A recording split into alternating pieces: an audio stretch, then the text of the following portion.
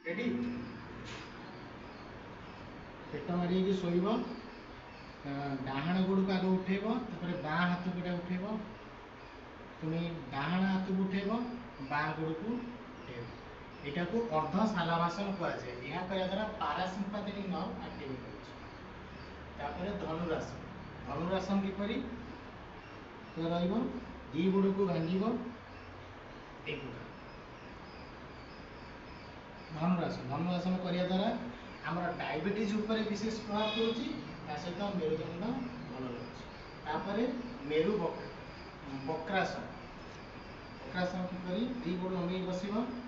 प्रथम ए गोड़ को भांग फास्ट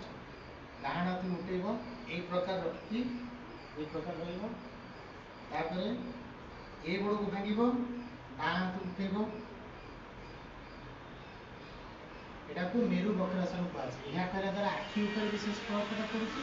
डायबिटीज सिस्टम भी भल डायबिटीज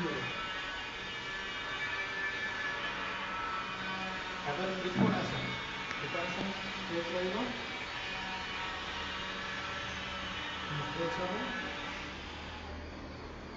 द्वारा पेटर मेदबहुलता दूर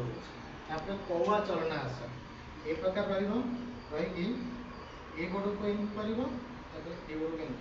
टिपेक थी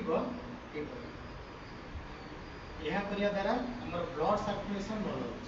होपर उदर पशनासन किपर ए प्रकार सीधा हम सीधा हम